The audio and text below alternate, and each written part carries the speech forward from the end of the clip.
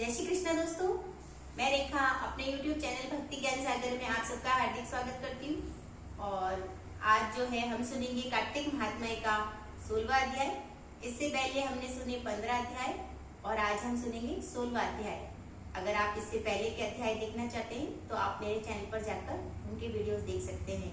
और इसी के साथ जो है कार्तिक स्नान की बहुत सारी कथाएं जो है मेरे चैनल पर अपलोड है, आप वो भी देख सकते हैं। आज एकादशी है तो एकादशी का भी जो है आप वीडियो उस पे देख सकते हैं।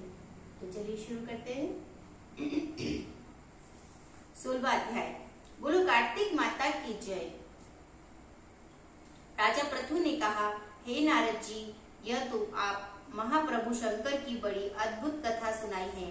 कृपा कर आप अब यह बतलाइए कि उस समय राहु उस पुरुष से छूट कर कहाँ गया।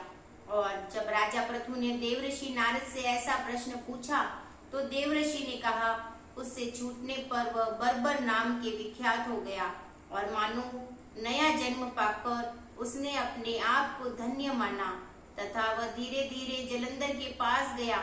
वहां जाकर उसने शंकर जी की चेष्टा कही।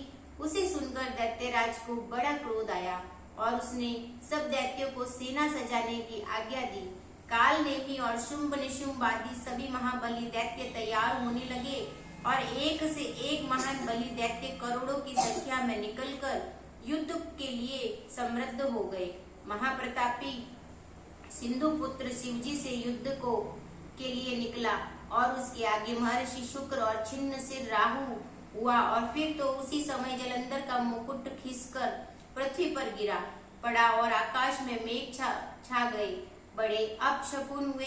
उधर इंद्र आदि सब देवताओं ने एकत्र होकर कैलाश पर जाकर शिव जी के पास पहुंचकर सारा वृत्तांत कहा और यह भी कहा कि आपने जलंधर से युद्ध करने के लिए जो भगवान विष्णु को भेजा था वह उसके वशवर्ती हो गए हैं तथा लक्ष्मी सहित जलंधर के अधीन होकर उसके घर में निवास करते हैं।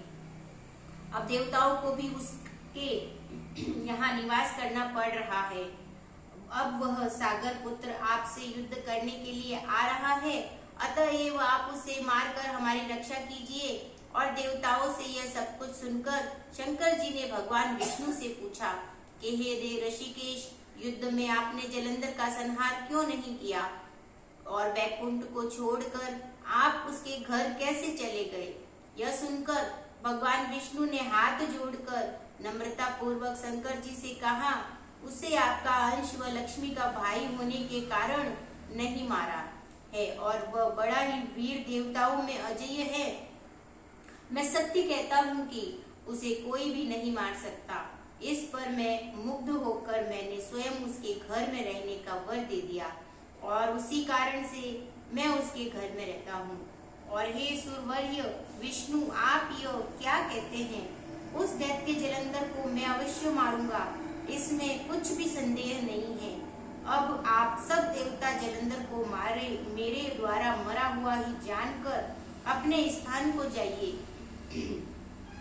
जब शंकर जी ने ऐसा कहा तो सब देवता संदेह रहित होकर अपने स्थान को चले गए। ठीक उसी तरह समय पराक्रमी जलंधर अपनी विशाल सेना के साथ कैलाश पर्वत को घेर कर और सिंह नाद करने लगा और दैत्यों के नाद और कोलाहल से शिवजी क्रुद्ध हो गए और उन्होंने अपने नंदी आदि गणों को उसके साथ युद्ध करने की आज्ञा दे दी। कैलाश पर्वत के समीप भीषण युद्ध होने लगा। दैत्य अनेकों प्रकार के अस्त्र शस्त्र बरसाने लगे और मेरी मृदंग, शंख, तीरों, हाथी, घोड़ों, रथों के शब्द से पृथ्वी कांपने लगी और युद्ध के में प्रकट कर मरे हुए हाथी, घोड़े और पैदलों का पहाड़ सा लग गया, जिससे कि युद्ध भूमि और भी अगम्य हो गई। दैत्यों के आचार्य श्री शुक्राचार्य जी अपनी मृत संजीवनी विद्या से सब दैत्यों को जिलाने लगे। यह देखकर शिवगण व्याकुल हो गए। उनके पास जाकर सारा वृत्तांत सुनाया और उसे सुनकर भगवान रुद्र ने के क्रोध की सीमा न रही। वह अपने भयंकर रूप से दिशाओं को प्रज्वलित करने लगे।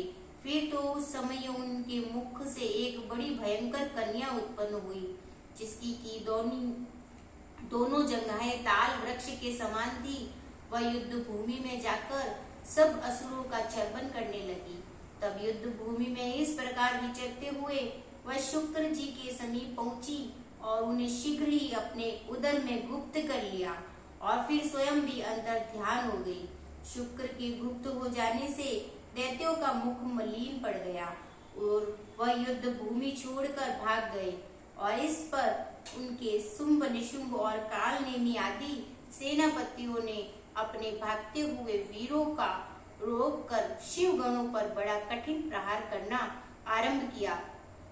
ऐसा ही शिव जी के नंदी आदि वीर गणों ने भी, जिनमें गणेश और स्वामी कार्तिकेय भी थे, अपने गणों को रोककर दैत्यों से भीषण युद्ध करना आरंभ किया। तो यहाँ पर ये 16वां अध्याय समाप्त होता है दोस्तों। और इसी के साथ कार्तिक माता की जय। और अगले वीडियो में अगले अध्याय के साथ हम मिलते हैं। और कल धनतेरस है, आज एकादशी की आप सभी को हार्दिक शुभकामनाएं। और कल धनतेरस, छोटी दिवाली और बड़ी दिवाली की भी आप लोगों को हार्दिक शुभकामनाएं। आपका दिन मंगलमय हो, ऐसी कामना के साथ जय श्री कृष्ण।